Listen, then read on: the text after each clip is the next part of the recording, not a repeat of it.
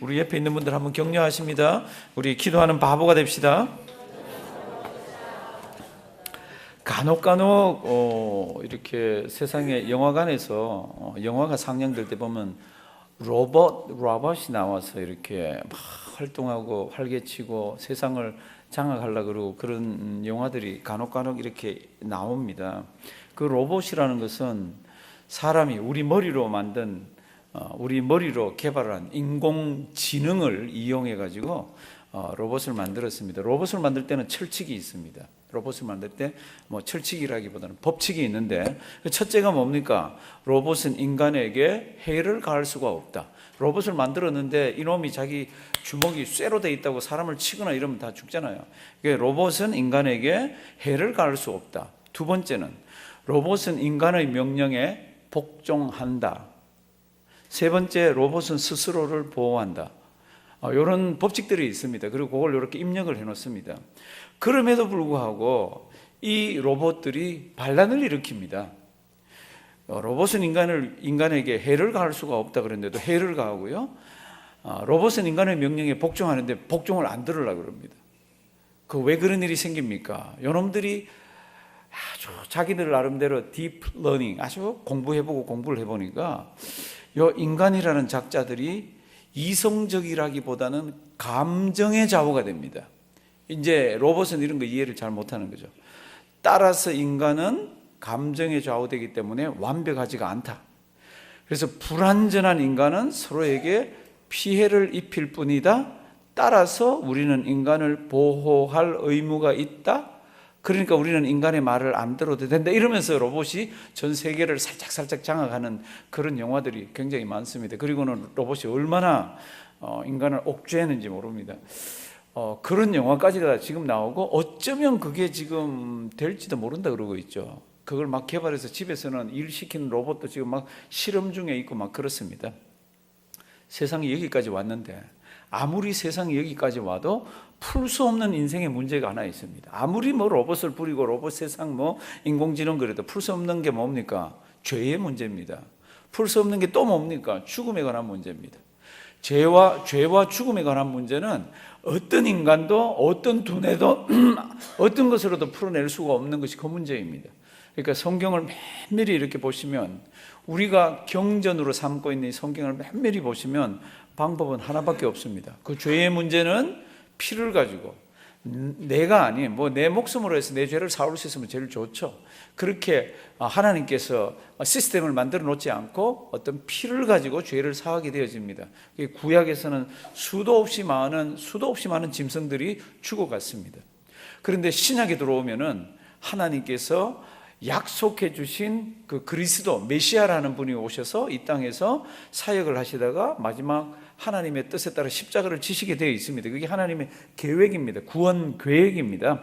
그 계획, 오늘 이제 성경 그 구원 계획의 마지막에 다 이렇게 왔는데, 요한복음 17장을 딱 펼치면요, 저뿐만 아니라 성도 여러분들도 생각하고 읽으셨으면, 그리고 우리뿐만 아니라 우리 선배들도요, 성경이 기록한 뒤에 요한복음 17장 이건 너무너무 심오하고 너무 어려워서 요거 26절밖에 없습니다. 26절밖에 없지만 이거를 어떻게 해석하고 이걸 어떻게 이해를 해야 되는지 어마어마한 사람들이 고민과 이걸 파고들고 그랬습니다. 그럼에도 불구하고 거기 나오는 단어들이나 거기 나오는 이야기들이나 이런 걸 완전히 이해할 수가 없습니다. 그러니까 우리도 이해하는 만큼만, 저도 어제 밤 2시가 넘어서 아무리 이렇게 17장을 봐도 어려워요. 그럼에도 불구하고 하나님께서 그 어려운 거를 우리에게 허락하신 이유가 있을 거 아니에요. 그 속에는 하나님의 뜻과 하나님의 신비함과 하나님의 넓이와 깊이와 우리를 사랑함과 구원의 경륜의 모든 것들이 그 속에 들어 있습니다. 참 어렵습니다. 요한복음 17장. 요한복음 17장은 별명으로 일컬어서 대제사장의 기도라 그럽니다. 우리 예수님이 십자가 지시기 전에 우리 인생들을 위해서, 사실은 거기 나오는 제자들이죠. 그리고 우리들을 위해서 하나님 아버지 앞에 중보 기도 드리는 그 내용이 들어 있습니다. 그 중에 오늘 1절에서 5절까지 우리가 짧게 이렇게 한번 볼 텐데요. 성경에서 1절에서 5절까지는 그래도 어렵지가 않습니다. 1절에서 5절까지는 집에 가셔서 17장을 면밀히 한번 읽어보십시오. 면밀히. 참 복잡하네. 이게 참 어렵네. 그리고 설명한 책들을 한번 보십시오. 흔쾌하게 마음이 속 시원하게 설명한 게 없습니다. 그러니까 우리는 요한복음 17장은 나중에 하늘나라 가서 하나님 그거 참 어렵던데요. 그거 무슨 뜻이에요? 정확하게 모든 게 무슨 뜻이에요? 이렇게 물어볼 수는 있지만 우리가 죽어서 하나님 아버지 앞에 설 때는 아마 그 뜻을 다 알겠어요? 벌써 하나님께서 은혜 주셔서 우리 요한복음 17장 이렇게 되어 있습니다. 예수께서 이 말씀을 하시고, 이 말씀은 14, 15, 16장 나오는 쭉 그 말씀들입니다. 그 앞에 보면 나는 내가 가는 게 너희들에게는 유익이다. 그리고 내가 가고 너희들이 이 땅에 살 때는 세상이 너희 미워할 거다 그랬죠. 그렇죠? 그 사랑할 거다 그러면 참 좋은데 너희 미워할 거다. 그 이유는 그 세상이 먼저 나를 미워해서 그랬다. 예수인 나를.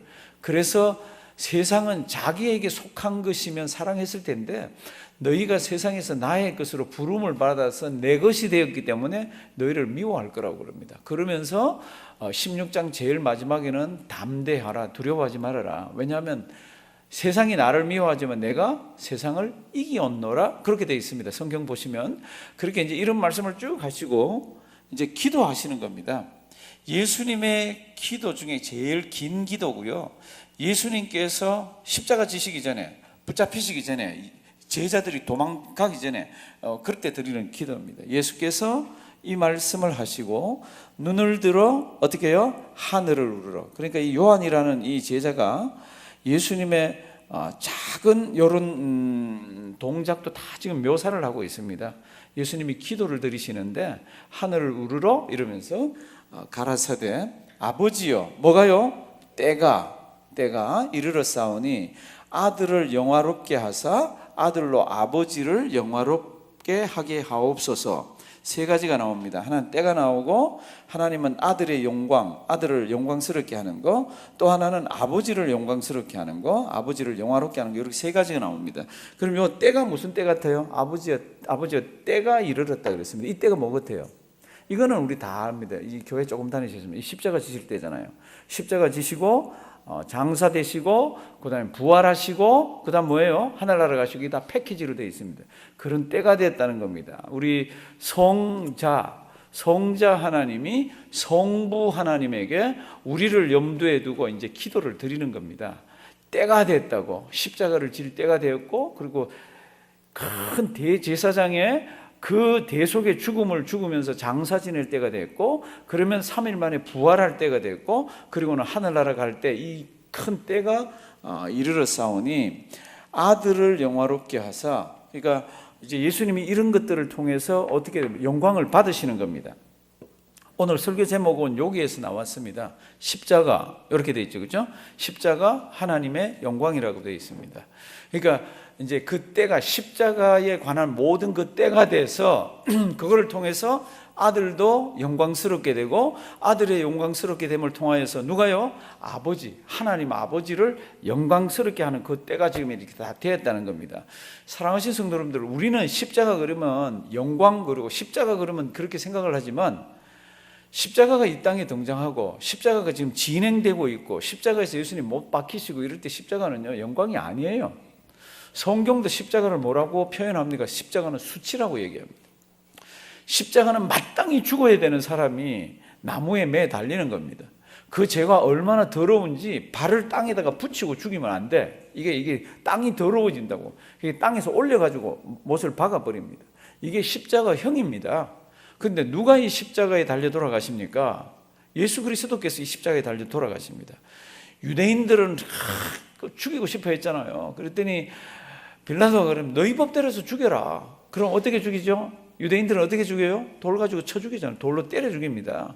그런데 성경은 하나님께서 모세가 광야에서 뱀을 든 것 같이 인자도 들리게 되어 있습니다. 그러니까 유대인들이 이렇게 얘기합니다. 너희 고난대로 돌로 때려 죽이려무나. 그런데 유대인들이 뭐라 그러죠? 우리에게는 사람을 죽일 고난이 없습니다. 당신이 죽여주십시오. 당신이 죽여주면 무슨 방법이에요? 십자가 방법이죠. 그렇죠? 예수님께서는 그렇게 해서 십자가는 마땅히 죽어야 되는 사람이 죽는 곳입니다. 예수님은 하나님이신데 사람 몸을 입고 이 땅에 오셨습니다. 십자가에 달렸습니다. 돌아가셨습니다. 마땅히 죽어야 되는 분으로서 돌아가셨어요. 무슨 마땅입니까?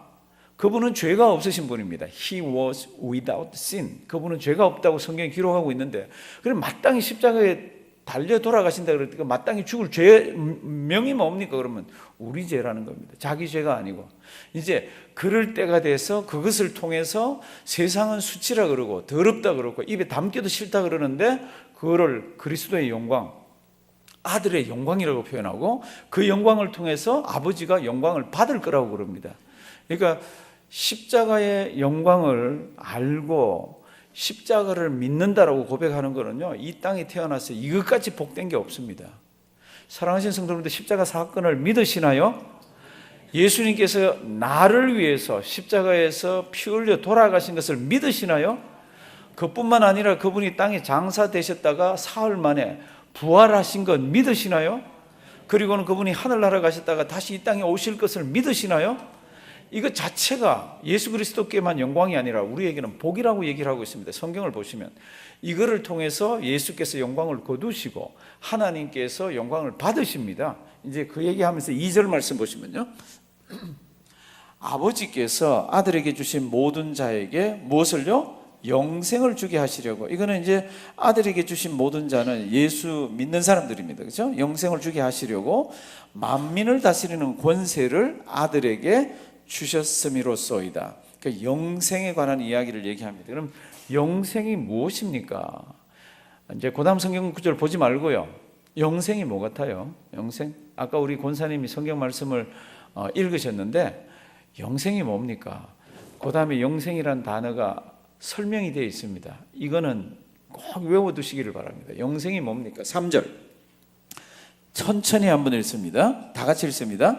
영생은 곧 유일하신 참 하나님과 그의 보내신 자 예수 그리스도를 아는 것이니이다. 아멘. 이 성경 말씀 아주 중요합니다. 그리고 이 성경 말씀은 지금 현재 우리가 사용하고 있는 것과 다르게 사용되어지는, 평범한 단어지만 다르게 사용되어지는 어휘가 이 속에 하나 들어가 있습니다. 영생은 뭡니까? 그럴 때 이제 제가 이제 그냥 학교에서 국어 시간에 하는 대로 일단 한번 볼게요. 주어가 뭡니까? 주어는 요거죠. 그 다음에 주어를 설명하는 게 뭡니까? 그럼 요거죠. 영생은 뭐요? 아는 것이라고 그랬습니다. 영생은 아는 것. 그럼 무엇을 알아야 합니까? 그럴 때 곧 유일하신 참 하나님과 그의 보내신 자 예수 그리스도를 아는 것이라고 그랬습니다. 영생은 뭐라고요? 아는 것이라고. 지금 예수님이 기도하는 가운데입니다. 영생은 믿는 것이니라 이렇게 안 돼 있습니다. 영생은 어떻게 해요? 아는 것. 한번 따라 하시면 돼요. 영생은 아는 것. 그럼 무엇을 압니까? 유일하신 참 하나님 아는 것, 그리고 그의 보내신 자 예수 그리스도를 아는 것, 이게 영생이라는 겁니다.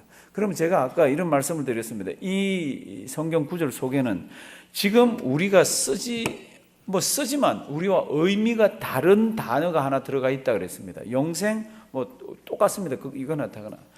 유일하신 참 하나님 똑같습니다. 그의 보내신 자 예수 그리스도 똑같습니다. 뭐가? 아는 것. 안다는 게, 성경에 안다는 게 지금 우리가 생각하는 아는 거하고 성경이 쓰여져서 지금 헬라어로 되어 있는 이 아는 거하고는 다르게 지금 아셔야 됩니다. 영생이 뭡니까? 아는 거랍니다. 뭘 아는 것? 유일하신 참 하나님 아는 것. 또 뭐예요? 그의 보낸 자 예수 그리스도 아는 것. 이거 두 가지라 그랬습니다. 그러면 이제 안다는 게, 이게 헬라 말에 안다는 거하고 지금 우리가 쓰는 안다는 거하고, 지금 나 그 교회 어디 있는지 알아 이럴 때 안다는 거하고 다른 겁니다. 어느 곳에 유명한 식당이 하나 생겼습니다. 한 달쯤 뒤에 친구들이 만났습니다. 그 식당 거기 있는 거 알아? 나 알아. 가봤어? 못 가봤는데. 음식 맛있니? 나 몰라, 못 가봤어. 거기 있는 건 알죠, 그렇죠?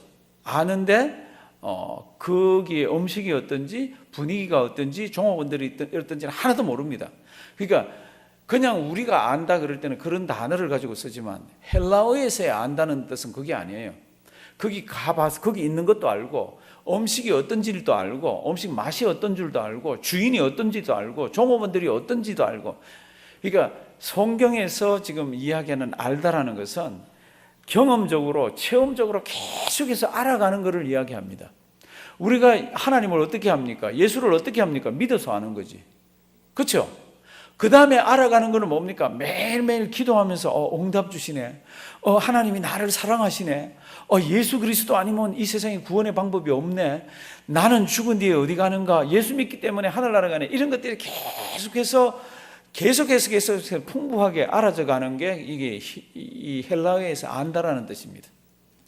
그래서 제가 이제 예를 들면 하나님 아세요? 그럴 때 네, 그럴 때는 살아계신 것만 아는 게 아니라 그분이 나에게 이제껏 해온 모든 것들이 총체적으로, 그리고 성경에서 이야기하는 내가 알 수 있는 만큼의 모든 것들을 아는 것을 안다라고 그럽니다. 그러면 이 성경 구절 다시 한번 보셔야 됩니다. 영생은 뭐예요? 아는 거예요. 뭐를 아는 거예요? 하나님이 유일하다는 거하고, 하나님은 진실하다는 거하고, 유일하신 참 하나님, 그거 아는 거하고, 또 뭐예요? 그분이 누구를 보냈습니까? 예수 그리스도를 보냈습니다. 그거를 아는 것. 그러니까 이거는 믿는 것이 들어가 있는, 여기 안다는 것은 믿음이 들어가 있는 것보다 훨씬 더 폭이 넓고 더 경험적이고 더 체험적인 것을 이야기합니다. 무슨 얘기인지 아시겠죠? 영생이 뭡니까? 매일매일 하나님이 나를 사랑하는 걸 알아가는 겁니다. 매일매일 기도하면서 내가 하나님을 만나는 겁니다. 매일매일 하나님께서 점점 더 위대하시고 큰 것이 이렇게 느껴지는 겁니다. 아는 게 뭡니까? 영생을 안다는 게 뭡니까? 예수 그리스도께서 이 땅에 오셨다 그랬는데 하나님이 사람 몸을 입고 오신 게 무슨 뜻인지 잘 모르지만 이게 점점 의미가 내 속에서 커져가는 겁니다. 그리고 그분이 이 땅을 다니면서 하셨던 것과 십자가의 사건이 점점 나에게 다가와서 내가 죽은 뒤에도 하나님 아버지 앞에 서는 게 확실해지면서 그것 때문에 내 손과 발이 바뀌면서 내 인격이 바뀌면서 모든 것들이 바뀌어져 가는 것을 안다라고 그럽니다. 그 영생이 뭡니까? 영생은 곧 유일하신 참 하나님과 그의 보내신 자 예수 그리스도를 어떻게 해요? 아는 것. 이제 무슨 뜻인지 아시겠죠? 그럼 제가 한번 물어보겠습니다. 영생을 소유하고 계세요? 예수 믿으면 영생을 소유하고 있잖아요. 그러면 영생을 소유한다 그랬을 때 그 의미가 뭡니까? 예수 믿는다는 것, 하나님을 안다는 것, 이거 하나 때문에 내 모든 삶에 있는 모든 것들이 거기에 의해서 컨트롤되고 영향을 받아가지고 내가 선한 인격으로 자꾸 닮아가는 거죠. 그리스도를 닮아가고 그리스도를 붙들면서 살고, 옛날에는 무슨 일이 있으면 답답한 거 두려움이 앞서가지고 확 이랬는데 세월이 지나가면서 하나님께서 나를 다루어 가시는 방법이 이 방법인가 보다. 나는 모르지만 하나님의 뜻은 이런가 보다. 그러면서 하나님만 붙들고 이렇게 가도록 바뀌어져 가는 것이 영생의 내용 중에 하나입니다. 제가 지금 이거 외워야 된다 그랬죠. 이거 어려운 문장 없습니다. 우리 쓰는 말 중에 어려운 말 없습니다. 뜻 하나만 알다라는 뜻을 우리가 지금 안다 그럴 때, 그 사람 나 알아 그럴 때, 누군지만 알고 그 사람 전혀 몰라도 안다 그럴 때 그 뜻은 아니라 그랬잖아요. 이 안다는 것은 체험적으로. 그럼 지금 이제 이거 한번 외워보도록 하겠습니다. 한 두 번만 큰 소리로 한번 읽어주실래요? 두 번만. 시작.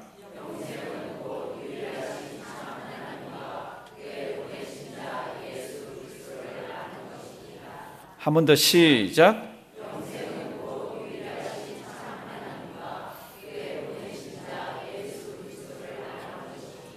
한번 해보실래요? 영생은 아는 것이라 그랬습니다. 그리고 그 뒤에 목적어가 두 개가 들어가 있습니다. 하나가 뭡니까? 곧 유일하신 참 하나님과 그의 보내신 자 예수 그리스도. 외워보려고 그러면 생각보다 잘 안 외워집니다. 문장이 어떤 거는 이렇게 확실한데도 이렇게 외워보려고 그러면 잘 안 되는 게 있습니다. 이런 게 잘 안 외워집니다. 왜 그런지 잘 모르겠어요. 그냥 앞에 있지만 그냥 눈을 감고 한번 해주시기 바랍니다. 그러면서 한번 영생은 시작. 영생은 곧 유일하신 참 하나님과 그의 보내신 자 예수 그리스도를 아는 것이니이다. 아멘. 됐어요? 한번 없애고 한번 해볼까요? 없애고. 예. 이게 짧지만 영생은 아는 것인데 뭐를 합니까? 곧 참 유일하신 참 하나님과 그의 보내신 자 예수 그리스도를 아는 것. 자, 이제 뭐 앞에 껐지만 그래도 눈을 감아야 이렇게 하기가 좋을 거예요. 눈 감고 한번 하십니다. 영생은 곧 유일하신 참 하나님과 그의 보내신 자 예수 그리스도를 아는 것이니이다. 아멘. 앞에 켜주시고요. 이 성경 말씀 안다는 이게요, 저는 우리 이 모든 생활에서 이 알므로서 오는 것을 통해서 우리 생활이 다 바뀌기를 바랍니다. 원래 바뀌어야 돼요. 원래. 그런데 예수를 믿으면서도 개념 없이 그냥 이렇게 하면요, 나 이 성경 구절 알아, 이 성경 구절 외워, 이렇지만 이 성경 구절하고는 전혀 상관없이 사는 겁니다. 성경은 이렇게 얘기합니다. 영생이라는 건 안다는 겁니다. 그럼 그 뜻 자체가 갖고 있는 게 뭡니까? 믿는다는 건 필수적이고요. 믿을 뿐만 아니라 그 아는 것 때문에 그 내용이 점점 나에게서 어떻게 됩니까? 풍성해지는 겁니다. 하나님을 더 많이 알아가고 하나님을 더 많이 체험하고, 그리고 예수 그리스도를 더 많이 알고 예수 그리스도를 더 많이 체험하고, 이게 알아간다는 겁니다. 그러니까 안다는 것은 어떨 때는 결단도 요구하고요, 안다는 것은 어떨 때는 끈을 끊고 그렇게 하는 것을 요구하고 있습니다.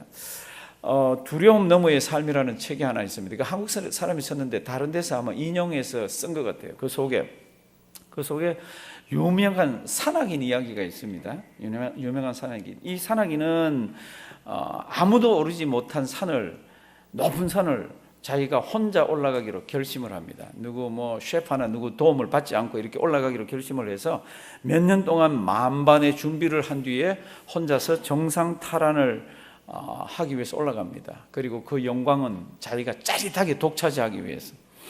그리고는 이제 홀로 하루 종일 이제 올라가다가 해가 뉘엿뉘엿 이제 어두워졌습니다. 그리고는 정상이 코앞에 있는데 이제 먹구름이 몰려오고 막 이제 바람이 불고 그렇습니다.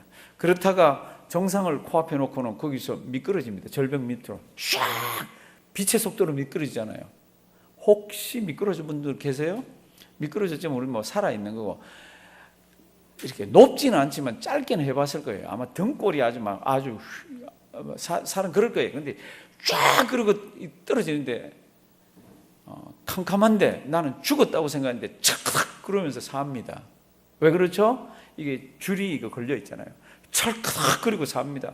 바람은 불고 비는 오고 너무너무 춥고 이제 이렇게 있다면 꽁꽁 얼어 죽을 것 같고, 근데 줄은 이렇게 달려 있어 가지고 그래도 생명은 살았습니다. 이 사람이 이렇게 있다가 가만히 생각하니까 자기가 유년주일 학교 때 교회 가서 하나님 살아계신다고 들었던 그 기억이 나가지고 이제 기도를 합니다. 하나님 저 좀 도와주세요. 그리고 하늘을 향해서 막 이렇게 합니다. 근데 아무 소리가 없더니 조금 있다가, 이 지연의 얘기라 그랬습니다. 조금 있다가 내가 너를 살려줄 수 있다고 믿느냐? 그럼요. 이걸 꽉 쥐고 그럼요.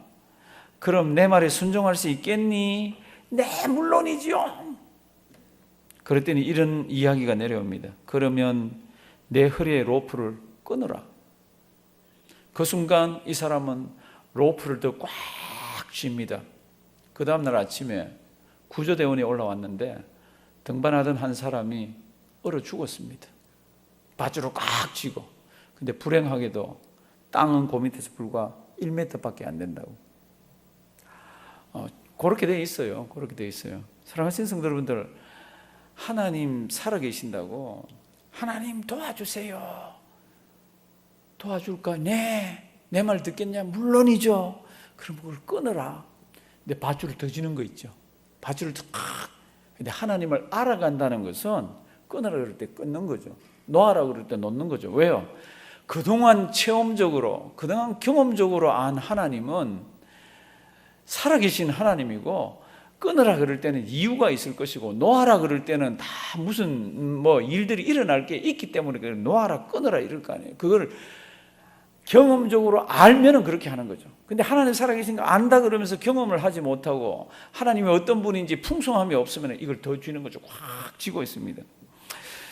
성도 여러분들, 예수를 안다 그러고 예수를 믿었다 그러고 오래 믿었다 그러고 직분을 가지고 있다 그러고 뭐 한다 그러고 이렇게 하는데, 아직도 그 알아감에 있어서, 경험함에 있어서 하나님이 내 속에서 역사하는 것이 없으면요, 아직도 우리도 끊지 못하고 꽉 쥐는 거 끊어라 그랬는데도 더 꽉 쥐고 있는 그런 것들이 있습니다. 끊어야 되는 로프도 있고 끊어야 되는 모들도 있습니다. 사랑하시는 성도 여러분들, 그 산악인 이야기는 저도 옛날부터 그 책을 보면서 많이 봤습니다. 이리저리 인용되기도 하고 예화로도 인용이 되는데 우리에게 시사해 주는 바가 참 큽니다. 그러면 끊으라 그럴 때 이 사람의 행동이 뭐죠? 하나님은 나를 진짜 사랑하시는 분이고 하나님은 무슨 계획이 있을 거예요. 그러고 툭 하고 끊고 이랬으면 이 사람은 그 1m 살 수 있는데, 인생은 어떻게 합니까? 오히려 더 이걸 꽉 찝니다. 내가 붙들고 있는 줄 이걸 꽉 찝니다. 사랑하신 성도분들, 목회하거나 이제 이렇게 보면 참 건강이라는 것이 그 줄이 얼마나 대단한지 모릅니다. 이것을 손을 놓을 수가 없습니다. 재물요, 이거 끊지를 못합니다. 막 직분이 있고 뭐가 있어도요, 재물은 꽉 쥐고 놓지 못하는 사람들이 수도 없이 많습니다. 그런데 하나님은 이렇게 얘기합니다. 너 나한테 죽어서 나한테 올 때 그 아무 소용없다? 그리고 내가 너에게 준 걸 가지고 너 얼마든지 하나님의 일을 귀하게 할 게 많다? 내가 너에게 건강 줬지 않느냐? 그 건강 가지고 너 발 몸뚱이 움직이는 곳으로 가서 네가 할 수 있는 일이 굉장히 많다? 그런데 우리는 그걸 꽉 쥐고 있습니다. 건강만, 재물만, 내가 좋아하는 명품만.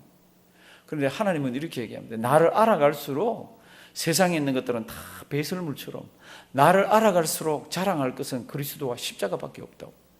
사랑하시는 성도 여러분들, 우리 17장 3절은요, 영생은 그럴 때 우리 영생을 소유했다고 다 자신 있게 얘기합니다. 아는 거라 그럽니다. 우리도 알죠.